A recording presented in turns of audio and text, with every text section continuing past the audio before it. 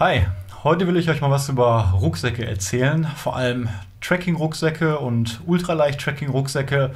Ja, was es da alles so zu beachten gibt, was man vor dem Kauf wissen sollte, welche verschiedenen Merkmale und Preisklassen es da so gibt und generell ja auch wie die funktionieren, wie das Material ist und noch ein paar andere Sachen. Bevor man sich so einen Rucksack zulegt oder einen neuen beschafft, man hat ja wahrscheinlich so vom Wandern auch schon mal einen Rucksack, muss man sich natürlich genau überlegen, was möchte man jetzt machen. Also möchte ich wirklich den Rucksack zum Tracken benutzen, zum ultraleicht Tracken, wie viel Zeug möchte ich mitnehmen, wie sehr möchte ich dabei auf mein Gewicht achten und ja, den generellen Einsatzzweck eben. Und je nachdem, wofür man sich entscheidet, muss man dann auch die Größe am Ende wählen. Und meistens, wenn man sich so eine ganze Ausrüstung beim Tracken zulegt, sollte man erst an alle anderen Dinge wirklich denken und die auch optimieren, bevor man sich dann letztendlich für den Rucksack entscheidet. Weil erst wenn man wirklich alles zusammen hat, was man wirklich möchte und dann auch ein klares Gewicht für seinen Rucksack hat, ein klares Packmaß und dann kann man sich erst wirklich dafür entscheiden, wie groß er letztendlich sein soll und kann dann auch erst dann die richtige Größe wählen. Nehme ich jetzt mal an, ich weiß noch gar nicht, wie viel ich packen will und kaufe mir einfach mal so einen 50-Liter-Rucksack, stelle dann fest, irgendwie ich komme aber mit 40 Litern ganz gut klar, dann hätte ich quasi das Gewicht, die 10 Liter Unterschied vom Rucksack umsonst gekauft. Und das funktioniert natürlich auch genau in die andere Richtung. Wenn ich sehr motiviert starte und denke, ich komme vielleicht mit 35 Liter hin und hole mir wirklich einen sehr minimalistischen Ultraleicht-Rucksack und merke dann aber, ich bin vielleicht doch nicht so der Typ und möchte auf ein paar Komfortgegenstände doch irgendwie nicht verzichten, oder nehme eben Materialien wie eine Synthetikfüllung anstatt Daune beim Schlafsack, braucht dadurch ein größeres Packmaß. Dann komme ich letztendlich da irgendwie nicht mehr hin mit den 35 Liter und muss mir dann gegebenenfalls noch einen Rucksack zulegen. Man kann aber generell sagen, wenn man doch sehr auf sein Gewicht und Packmaß beim Tracken achten will, und das sollte jeder meiner Meinung nach tun, da tut man sich natürlich selber einen Gefallen beim Ultraleicht-Tracking, wenn man dann eben so viel Gewicht spart, wie es geht. Und da gibt es auch noch ein paar andere Vorteile, die erkläre ich mal in einem anderen Video.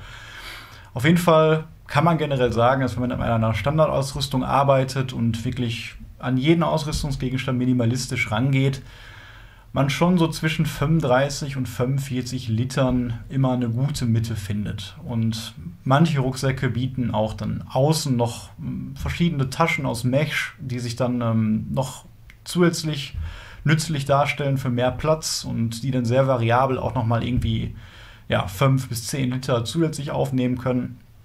Und deswegen würde ich mal mit der Mitte so ungefähr anfangen und das als Kriterium herausgeben, um nach einem guten Rucksack zu suchen. Ja, hat man allerdings vor, auch mal wirklich komplett über 2 Wochen autark zu sein, zum Beispiel in den Sarek zu fahren, wo man keine Verpflegungsstation währenddessen hat und muss dann wirklich für mehr als eine Woche Essen mit einpacken, dann wird es natürlich schwer mit den 40 bis 45 Litern und da schaut man dann eher auch je nach Wasserreserve, die man braucht, auf 50 bis 60 Liter Rucksäcke. Oder geht man vielleicht in Gebiete, wo man zusätzliche Ausrüstungsgegenstände braucht, die jetzt so ziemlich sperrig sind und die man beim normalen Trekking vielleicht nicht braucht. Zum Beispiel ein Beerenkanister auf verschiedenen amerikanischen Trails oder im alpinen Bereich gewisse Gegenstände, die für den Schnee oder sowas da sind. Dann ist der extra Platz schon echt sehr, sehr gut zu gebrauchen. Und dann sind natürlich die zusätzlichen Gramm, die man dann für einen größeren Rucksack braucht, auch dringend notwendig. Eine gute Lösung für das Problem sind die variablen Öffnungen bei Rucksäcken. Klassisch hat man eben oben, wie man das hier zum Beispiel sieht, eine normale Öffnung, die man dann über diese beiden Schalter hier zumachen kann. Man kann das auch zuziehen. Man hat schon hier eine kleine Variabilität drin und kann das dementsprechend dann ein bisschen kürzen, wenn es leerer ist oder weitermachen, wenn man eben mehr Platz braucht. Bei anderen Rucksäcken gibt es allerdings noch so ein Rollsystem, wie man das jetzt hier zum Beispiel sieht. Und da bekommt man dann eben eine sehr große Flexibilität durch eine sehr geringe Mehrlast. Denn dieser Rucksack ist hauptsächlich, würde ich mal sagen, als 40 bis 45 Liter so gekennzeichnet. Aber wenn man den wirklich komplett aufrollt und dann oben so hier zumacht, dann kommt man da schon auf bis zu 60 Litern. Und ja, dieser Teil vom Stoff, der eben hier ist, macht dann nicht ganz so viel Gewicht mehr aus, als wenn man sich direkt einen viel größeren Rucksack kaufen würde, ja, dessen Rückenteil vielleicht über die ganze Fläche geht und nicht nur oben so aus leichtem Stoff ist. Ja, das nächste, was ein Rucksack noch haben kann oder nicht haben kann, sind eben Hüft- und Brustgurte. Und als Anfänger fragt man sich natürlich, brauche ich da einen? Wie sollten die aussehen? Und ja, ab oder bis wie viel Gewicht soll ich sowas haben? Brauche ich sowas? Und ja, generell kann man sagen, dass die meisten Rucksäcke oder fast alle zumindest immer den kleinen Brustgurt haben. Und auch bei den härtesten, ultraleichten Modellen ist der immer noch sehr häufig zu finden und auf den würde ich auch auf keinen Fall verzichten, denn der macht wirklich sehr, sehr wenig nur vom Gewicht aus und ja, entlastet auf jeden Fall noch zusätzlich das Gewicht vom Rücken. Man hat im Brustbereich, wenn man den relativ eng schnürt, noch einen kleinen Gewichtsankerpunkt, ist natürlich nicht so deutlich wie beim Hüftgurt, aber zusätzlich ist er eben auch da, um die beiden Schultergurte näher aneinander zu schieben, sodass man eben, wenn man läuft, mit den Armen genug Platz hat und nicht die ganze Zeit neben den Schultergurt immer schleift. Bei den meisten Rucksäcken, auch bei allen, die ich hier zum Beispiel liegen habe, sind diese Brustgurte immer sehr minimalistisch ausgestattet. Zum Beispiel bei dem Modell und auch bei den meisten anderen sind es dann eben nur so kleine, einfache Riemen, die unterschiedlich verstellt werden können und einfach so zusammengehen. Oft haben die noch dann in diesem Teil eine kleine Signalpfeife drin für Notfälle. Kann ganz nützlich sein und macht vom Gewicht auch jetzt fast gar nichts aus. Deswegen würde ich auf jeden Fall immer einen Rucksack empfehlen, der einen Brustgurt hat. Ja, beim Hüftgurt sieht das Ganze anders aus. Da kann man nicht pauschal sagen, man braucht einen oder man braucht keinen. Da geht es vor allem dann wirklich nur ums Gewicht. Und ein Hüftgurt, habt ihr vielleicht schon mal umgehabt, beim Rucksack nimmt wirklich die größte Last dann auch vom Rücken ab und die meiste Ladung oder das meiste Gewicht verteilt sich auch auf die Hüften, wenn der Rucksack eben sehr, sehr gut anliegt und sehr gut eingestellt ist. Der Gedanke beim Ultraleichtwandern ist eben, oder bei den Rucksäcken, die dafür in Frage kommen würden, dass bei sehr leichten Ladungen, und da würde ich sagen unter 10 Kilo, vielleicht unter 8 Kilo Gesamtlast, dass man den einfach nicht braucht, weil das Gewicht des Rucksacks generell so leicht ist, dass es eben keinen großen Mehrwert mehr bietet und die Schultern und der Rücken sowieso nicht so stark belastet wird. Und deswegen habe ich für mich auch klar mich meistens immer gegen einen Hüftgurt entschieden und brauchte auch fast nie einen, habe nie einen vermisst. Da war ich aber meistens dann, wie gesagt, immer unter 10 Kilo unterwegs. Und das ist eben dann auch ein Punkt, weswegen man sich den Rucksack erst am Ende seiner ganzen Ausrüstung zulegen sollte, wenn man wirklich konkret weiß, wie sieht meine komplette Ausrüstung aus, wie viel Gewicht habe ich auf dem Rücken und dann vielleicht sogar, welche Tour möchte ich machen, wie lange geht die, wie viel Essen, wie viel Nahrung. Grundsätzlich, wenn man Touren macht, die 1-2 Wochen gehen und man weiß, man kann alle 5 bis 7 Tage sein Essen auffüllen, man hat ausreichend Wasser, muss maximal vielleicht 3 Liter Wasser mittragen, dann braucht man auf jeden Fall keinen Rucksack, der einen Hüftgurt hat. Die 3 Rucksäcke, die ich hier habe, die gehen zum Beispiel auch alle unterschiedlich mit dem Thema Hüftgurt um. Ich zeige mal hier einen klassischen Hüftgurt. Der ist wirklich, wie man sieht, sehr, sehr breit, sehr stark ausgeprägt, sehr stark gepolstert auch. Der liegt dann eben in diesem Bereich dann auf dem Hüftknochen an sich, wird dann mit dieser Leine hier in der Mitte zugemacht. Auf der anderen Seite das gleiche und wiegt dadurch auch eine Menge, aber federt eben auch sehr gut Gewicht ab. Und dieser Hüftgurt, mit dem könnte man ohne Probleme, so wie er hier ist, Rucksäcke mit 15 bis 20 Kilo tragen und hätte doch noch einen guten Komfort. Der nächste Rucksack, den ich hier habe, ich stelle die übrigens gleich noch im Detail näher vor natürlich, der verzichtet komplett auf einen Hüftgurt und hat eben nur den Brustgurt. Und ja, da der so klein und leicht insgesamt ist und der auch für kleinere Ladungen gedacht ist, vermisst man den auf jeden Fall hier nicht. Und der wäre quasi nur ein Gimmick und unnötiger zusätzlicher Ballast. Der dritte Rucksack, den ich hier habe, der macht einen kleinen Kompromiss. Der hat keinen wirklichen Hüftgurt, sondern hat einfach nur eine ganz dünne Leine, die man hier sieht. So wie es eben auch am Brustgurt der Fall ist. Das heißt, bei größeren Ladungen kann ich den auf jeden Fall zuschnüren. Hab dann natürlich nicht den größten Komfort und nicht die größte Gewichtsabnahme, wie ich das bei dem anderen Rucksack zum Beispiel habe.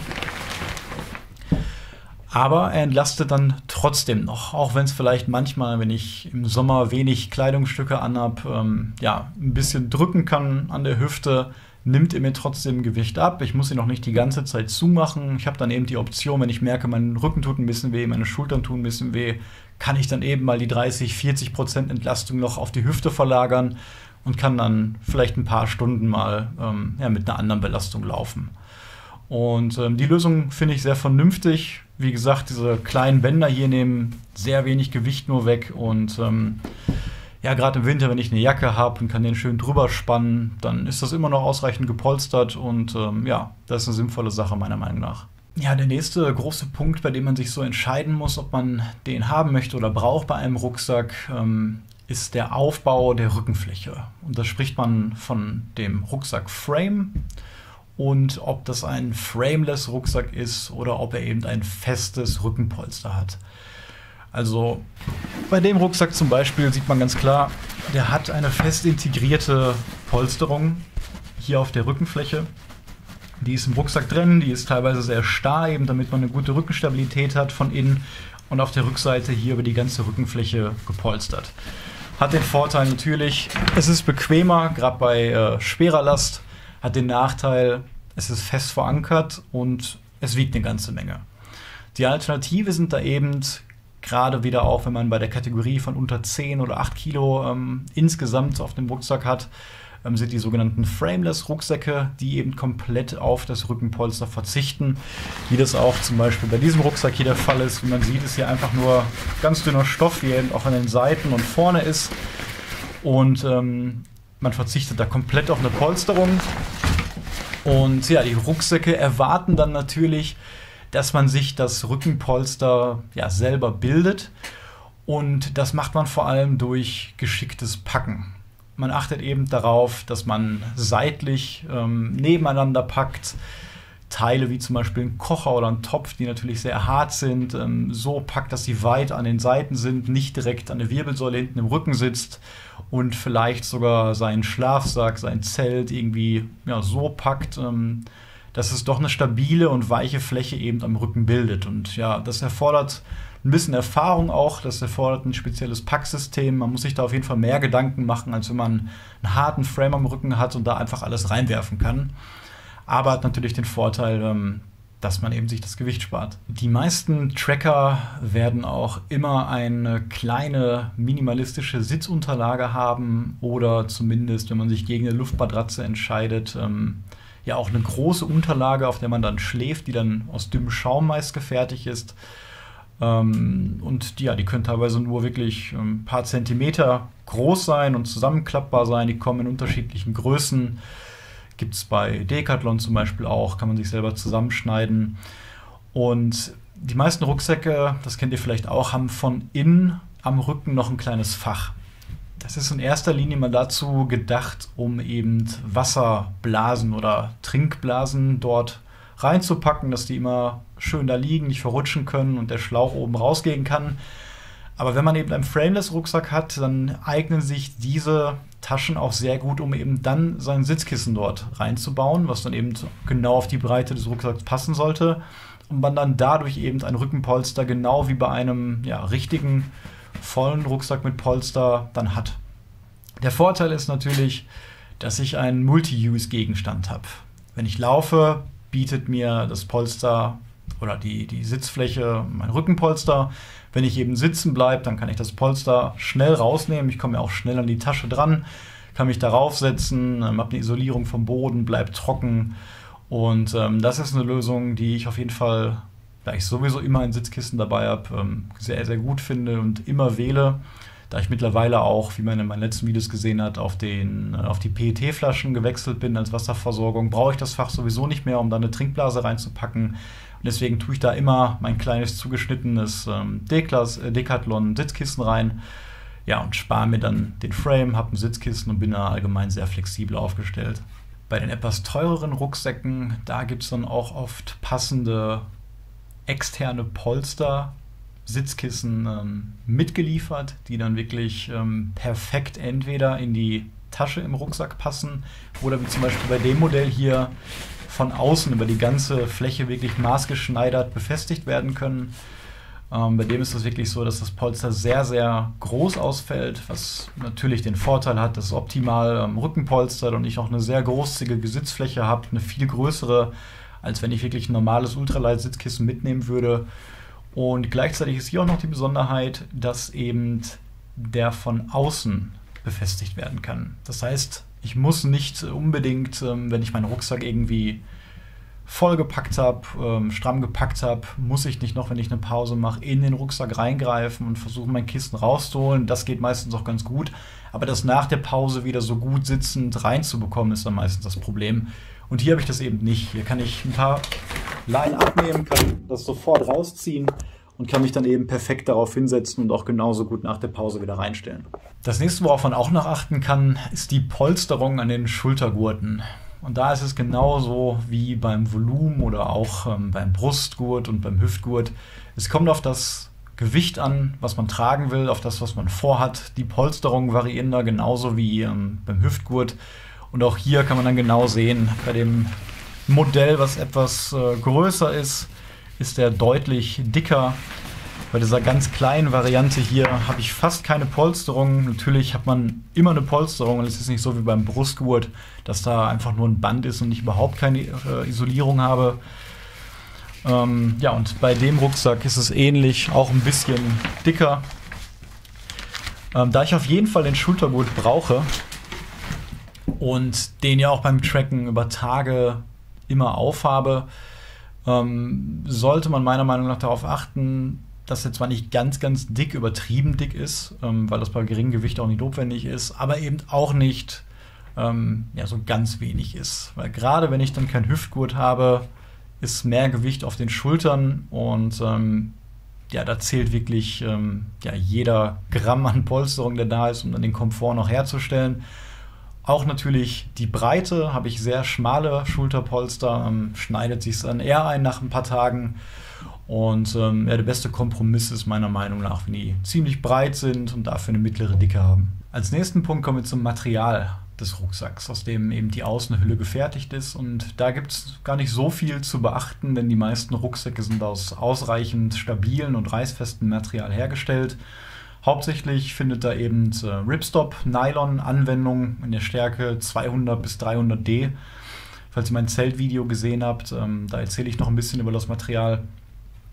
Und ja, da wir uns jetzt nicht im Survival-Bereich wirklich bewegen oder keine starken Offroad-Expeditionen machen, sondern ja meistens auf Trekking-Trails laufen, ist das mehr als ausreichend. Und ja, man muss eigentlich nur einmal sicherstellen, dass die Außenhülle wirklich aus einem halbwegs guten Material gefertigt ist, was so ungefähr der Robustheit entspricht und ist dann eigentlich auf der sicheren Seite. Die 3 Modelle, die ich hier habe, unterscheiden sich auch nochmal.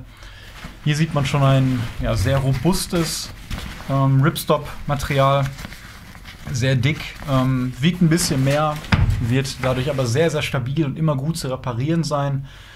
Bei der Variante in der Mitte habe ich wirklich ein unterdurchschnittlich dünnes Material, was aber auch kein Problem ist. Selbst wenn ich mal an irgendwelchen Dornen oder so hängen bleibe, dann könnte es maximal passieren, dass ein kleines Loch eben reinreißt und sollte mich das stören, habe ich unterwegs eventuell Reparaturequipment bei, kann das vielleicht zusammennähen, aber er wird niemals komplett aufreißen.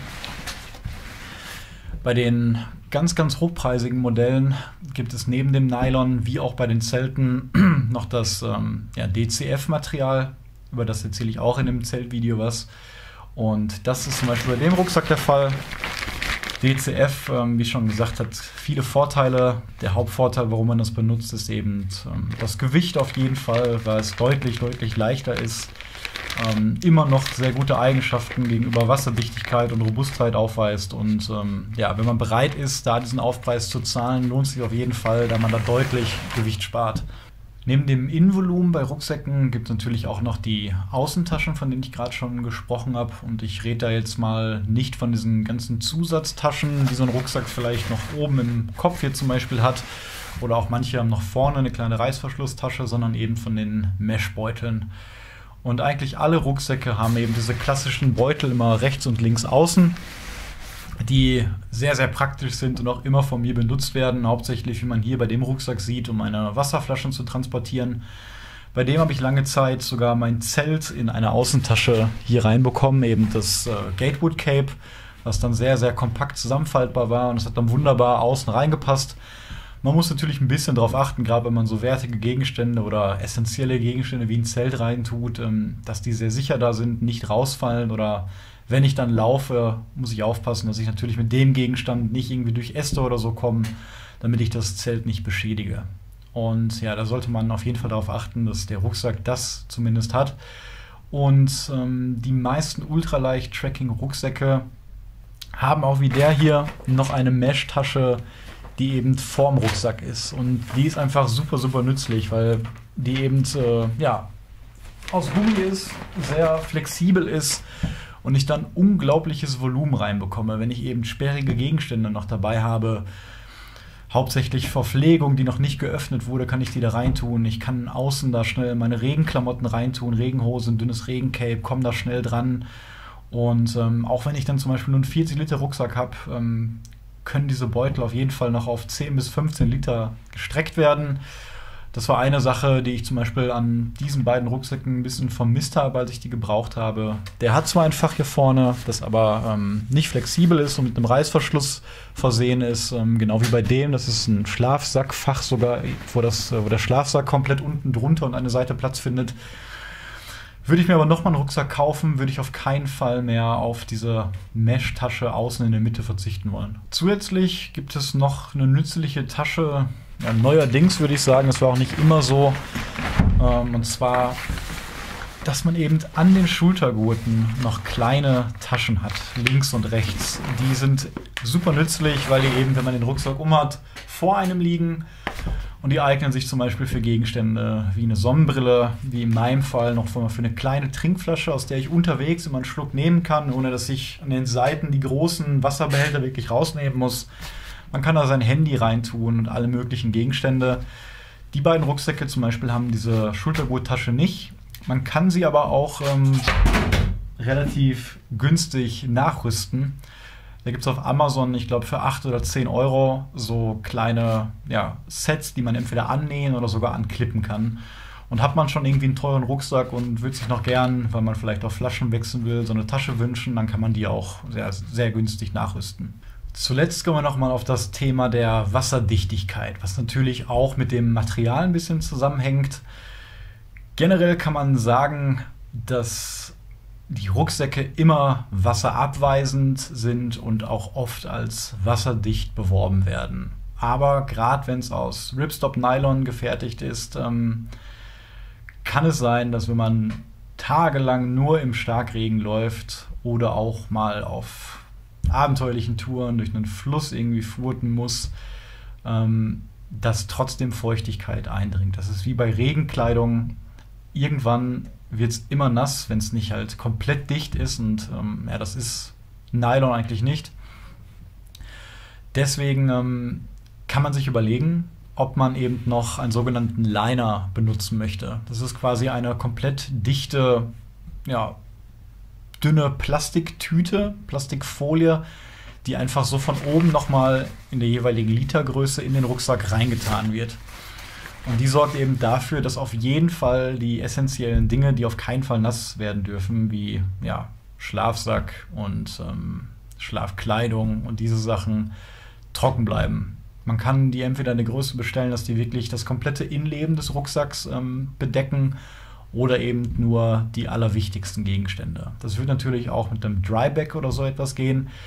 Allerdings wiegen diese Folien teilweise nur 30 Gramm in einem 40-Liter-Rucksack und sind eigentlich ein No-Brainer, um die zu verwenden. Und das würde ich auch jedem raten, egal was der Rucksack an Wasserdichtigkeit hergibt, immer einen Liner zu verwenden. Man kann auf jeden Fall eine etwas dickere Mülltüte auch verwenden. Wenn man allerdings ein bisschen was Besseres haben möchte, also ein bisschen auf das Gewicht achten möchte, aber gleichzeitig noch eine ganz gute Stabilität haben will, dann gibt es sogenannte TLD, LDPE-Folien. Die sind aus Polyethylen gefertigt. Ich werde in der Videobeschreibung auch welche verlinken. Die kann man unterschiedlichen Stärken. Ich habe meistens die mit 50 Mikrometer verwendet. Und wie gesagt, für den Rucksack hat der Liner zum Beispiel nur 34 Gramm gewogen. Die sind auch sehr günstig, die kriegt man für ein paar Euro. Und ja, die sind dann ein bisschen reißfester vielleicht als eine normale Mülltüte und ja, trotzdem natürlich immer noch wasserdicht und wiegen sehr wenig. Bei meinem aktuellen Rucksack, dem linken hier, der aus DCF gefertigt ist, verwende ich teilweise jetzt keinen Liner mehr, da DCF nochmal ein bisschen wasserdichter ist eben als die Nylon-Rucksäcke. Würde ich allerdings wissen, dass ich jetzt wirklich 2 Wochen in Schweden verbringe und ich weiß, es kann eine Woche lang regnen und ich bin da wirklich darauf angewiesen, dass es trocken bleibt, dann würde ich auch hier noch einen Liner verwenden. Und bei DCF könnte man, ja, wenn man weiß, man ist im Sommer und es wäre jetzt kein Weltuntergang, wenn ein bisschen was feucht wird, darauf verzichten, Liner zu benutzen. Okay, dann kommen wir auch zu den Empfehlungen, die ich jetzt konkret geben möchte für die Rucksäcke. Und auch was über die 3 Rucksäcke kurz erzähle, die ich jetzt hier liegen habe. Das sind alles 3 auch Empfehlungen, würde ich sagen. Der erste ist hier mein absoluter Lieblingsrucksack, den ich zwar nicht mehr verwende, aber der für mich preis-leistungsmäßig einfach unschlagbar ist. Und zwar ist das chinesische Hersteller Gear for Free nennt er sich. Und den Rucksack gibt es bei Amazon für unglaubliche 22 Euro bei 390 Gramm in 40 Litern. Der wird da als 35 Liter innen und ich glaube 5 Liter mit der Außentasche und hier unten und oben gemessen. Und das ist wirklich unglaublich, so ein niedriges Gewicht für diesen Preis zu bekommen. Also da muss man sonst mehr als 100 Euro auf jeden Fall ausgeben, um da einen Rucksack zu bekommen, der in dieser Klasse ist. Natürlich muss man Abstriche machen, wie ich gerade auch schon ein bisschen gesagt habe, ist das Material sehr dünn. Und der ist sehr einfach gehalten, was wir natürlich auch wollen, um Gewicht zu sparen. Der hat keinen Schnickschnack, der ist wirklich sehr basic, hat ein sehr, sehr großes Fach, was sich auch über 40 Liter ein bisschen erstrecken lässt. Man kann es hier oben ein bisschen auflassen, hat dann diesen sehr, sehr großen Überzug hier, der auch nochmal mit Gummi ist, ein bisschen flexibel ist. Man hat hier oben noch ein sehr großes Fach, wo ich meistens mein Essen reingetan habe, was sehr großzügig ist. Man hat hier unten noch ein Fach, was natürlich auch außen liegt, also außerhalb eines möglichen Liners. Ich habe hier dann noch kleine wasserdichte Ziploc-Bags reingetan. Da hatte ich dann zum Beispiel immer meine Elektronik drin, mein Reparaturzeug, mein Notfallset quasi. Das blieb auch alles immer trocken. Und für den geringen Preis ist es auch nicht schlimm, wenn der Rucksack mal nach 1, 2, 3 Jahren irgendwie langsam kaputt geht, die Polster, die schon sehr dünn sind, noch dünner werden, der Rucksack Macken hat, gerissen ist oder so, dann kann man den einfach austauschen für den Preis. Für den Preis würde man normal bei anderen Rucksäcken vielleicht das in die Reparatur investieren. Und ich bin wirklich ein riesiger Fan von diesem Rucksack. Ich empfehle den konsequent jedem Trekking-Einsteiger. Ich habe ihn selber, ich glaube, 1,5 Jahre effektiv benutzt. 1000 Kilometer mindestens mit dem gemacht. Ich hatte nie Probleme, er ging nie kaputt, er war immer wasserabweisend, auch mit dem Liner komplett wasserdicht.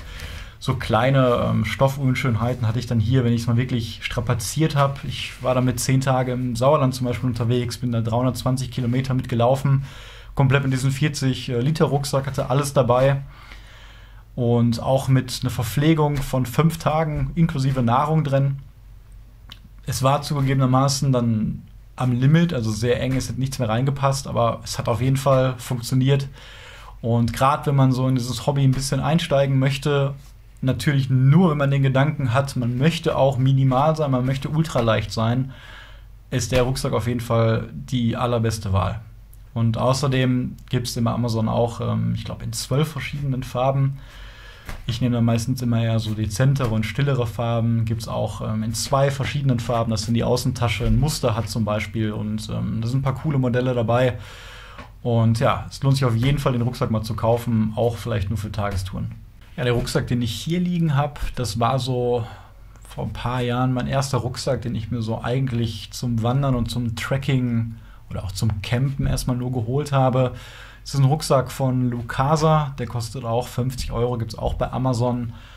50 Liter, 45 plus 5 steht hier, also 45 quasi innen und 5 außen. Meines Erachtens mit den ganzen Außentaschen auch noch ein bisschen erweiterbar. Wiegt allerdings 1150 Gramm. Und ich würde sagen, dass ich den Rucksack jetzt nicht konkret empfehlen würde, wenn man jetzt mit dem Trekking so anfangen will oder mit dem Leichtwandern, sondern ich würde ihn empfehlen für Leute, die vielleicht schon viel gewandert sind, getrackt sind und schon viel Zeug dafür zu Hause haben, schon einen Schlafsack haben, schon dies und das, was sie immer gebrauchen und das eben Sachen sind, die jetzt vielleicht Platz brauchen, ein bisschen schwerer sind und dann würde es keinen Sinn machen, sich dann auch einen super leichten Rucksack zu holen, wenn man die Sachen dann behalten möchte und die nicht auch neu kaufen will. Und für die Leute könnte ich auf jeden Fall diesen Rucksack empfehlen, gerade für den Preis. Ich kann mir nicht vorstellen, dass der mal kaputt geht. Der ist sehr robust, das Polster ist gut. Ich hatte vorhin auch ja die Hüftgurte gezeigt. Der ist wirklich sehr, sehr angenehm zum Tragen. Hat auch einen leichten Frame nur drin, also wirklich nicht was komplett Starres, was Schweres. Und für die Robustheit, die der hat und für die Größe, es sind natürlich fürs Ultraleicht-Tracking 1150 Gramm sehr viel. Aber es gibt Rucksäcke, die wiegen das 2- oder 3-fache mit der Klasse. Und ich finde, das ist ein sehr guter Kompromiss, gerade auch für den Preis. Ja, aber kommen wir zurück zu den Tracking-Rucksäcken, die ich jetzt empfehlen würde für Leute, die damit anfangen oder upgraden wollen, wirklich ihr Equipment. Ja, in erster Linie natürlich, wie gesagt, der für 22 Euro. Will man da mehr Geld ausgeben, dann landet man bei 195 Euro meiner Meinung nach. Denn ich würde in diesem Zwischenbereich immer diesen Rucksack wirklich vom Preis-Leistungs-Verhältnis vorziehen. Und der nächste Rucksack, den ich dann empfehlen würde, der von Mountain Laurel Designs, der Prophet oder das Modell Prophet, der hat 48 Liter, also eine sehr gute Größe fürs Tracking, nicht zu viel, nicht zu wenig. Ist leider hier nicht zu haben, gerade in Deutschland. Manche Shops haben den vereinzelt schon mal vorimportiert, aber ist ein Rucksack, den muss man sich auf jeden Fall importieren und kostet umgerechnet ohne den Zoll 195 Euro. Ich blende den auch mal gerade oben ein, damit ihr den mal sehen könnt. Der liegt jetzt hier gerade nicht. Und bei dem Rucksack stimmt sehr viel. Ich finde, es ist ein sehr guter Kompromiss, wie gesagt, aus Volumen, Robustheit und er wiegt 482 Gramm, damit auch ein sehr, sehr leichter Rucksack und auf jeden Fall auch dann ein Preis-Leistungs-Sieger meiner Meinung nach, sehr gut investierte 200 Euro, wenn man denn dann eben von diesem Rucksack upgraden möchte. Eben aus dem Grund, weil man vielleicht dann einen Rucksack haben möchte, der dann auch 10 Jahre hält, der wiegt natürlich weniger trotzdem. Der Prophet wiegt 100 Gramm mehr, aber bringt dann Quality of Life mit. Also Material ist besser, Verarbeitung ist besser, 8 Liter mehr Platz und das Geld lohnt sich auf jeden Fall zu bezahlen, wenn man upgraden möchte. Ja, den nächsten Rucksack, den ich empfehlen möchte, ist der Gossamer Kumo. Auch für denselben Preis wie der Prophet, 199 Euro. Den gibt es auch in Deutschland oft zu kaufen. Der hat 36 Liter. Das heißt, wenn man wirklich bereit ist, 200 Euro für einen Rucksack auszugeben, da muss man sich fragen, komme ich dann eben auf diese 36 Liter vom Packmaß her? Möchte ich mein Equipment wirklich so minimalistisch und im Hinblick auf ultraleicht wandern ausrichten, sodass mir 36 Liter reichen? Und das reicht auf jeden Fall, auch mit Nahrung für ein paar Tage, natürlich nicht über eine Woche, aber diese Größe kann auf jeden Fall gut hinkommen. Und wenn ich dann eben diese restlichen 12 Liter nicht brauche, nehme ich anstatt den Prophet lieber den Kumo. Wiegt ein bisschen mehr, 525 Gramm, kommt allerdings auch mit einem Sitzkissen dabei, was super in den Rucksack reinpasst und dann auch das Rückenpolster bildet. Ja, und wie gesagt, kostet 199 Euro.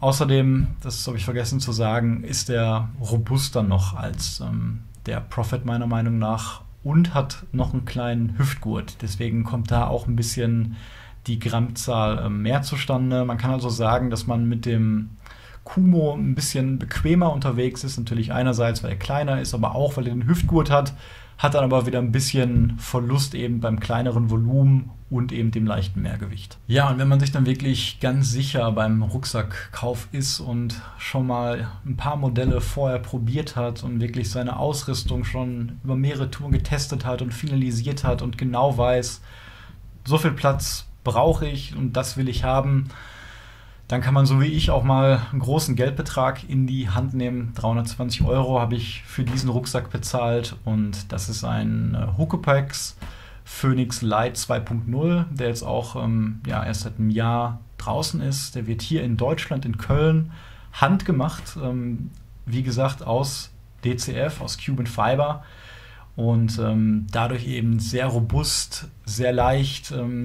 Der Rucksack ist hier in der Größe L, denn wenn man die Rucksäcke handmacht, dann kann man natürlich auch auf die Körpergröße des Kunden achten und wenn man bei Huckepax einen Rucksack kauft, kann man genau vorher seine Größe ausmessen, seinen Brustumfang und die Daten vermitteln und bekommt dann wirklich einen perfekt auf einen zugeschnittenen Rucksack. Der ich hier habe, der ist in Größe L, also meine Körpergröße entsprechend. Das Volumen ändert sich da auch dann immer leicht, weil er wirklich dann einfach länger am Rücken ist. Ich glaube, das sind immer 2 Liter Schritte. Und wie gesagt, hat er diese Funktion, dass man ihn zusammenrollen kann. Das heißt, im Normalbetrieb bräuchte ich nicht mehr Platz als 40 oder 45 Liter. Allerdings, wenn ich mal wirklich dann sehr lange unterwegs bin und sehr viel mitnehmen möchte, dann kann ich das eben komplett ausrollen und komme dann auf ein Volumen von fast sogar 60 Litern. Und könnte sogar oben wahrscheinlich noch einen Bergkanister reintun und hätte immer noch genug Platz für die Ausrüstung. Aber wie gesagt, bei dem Preis wirklich nichts für jeden. Kommt dann auch mit dem Hüftgurt, den ich gerade gezeigt habe, der sehr, sehr dünn ist. Hat eine einzigartige Verarbeitung. Also man hat diese kleinen Leinen hier, die auch völlig ausreichen, um dann den Rucksack komplett zuzuziehen. Man hat diese große Mesh-Tasche und man hat diese hohe Wasserdichtigkeit. Man hat die Funktion, dass das Sitzkissen außen befestigt werden kann, was für mich nochmal echt ein großer Komfortgewinn war. Das Sitzkissen kann auch da mitbestellt werden und dann auch individuell, je nach Körpergröße, wird das zugeschnitten auf den Rucksack. Und für mich ist das, würde ich sagen, wirklich der beste Rucksack, den es momentan für Geld zu kaufen gibt. Also ich wüsste nicht, was man noch bei einem Rucksack jetzt optimieren könnte, besser machen könnte. Er wiegt jetzt in der Größe L 445 Gramm mit den ganzen Funktionen, eben mit den möglichen 60 Litern, mit dem Sitzpolster, alles schon zusammengerechnet. Und das ist meiner Meinung nach wirklich konkurrenzlos und deswegen rechtfertigt das auch den hohen Preis. Ja, das waren meine persönlichen Empfehlungen, die ich so über die Jahre gesammelt habe und ich hoffe, für euch ist irgendwie was dabei oder das Video konnte euch zumindest helfen, mal selbst nach Rucksäcken zu schauen und da den richtigen für euch zu finden. Und wenn euch das Video gefallen hat, dann würde ich mich freuen, wenn ihr mich abonniert. Bis zum nächsten Mal.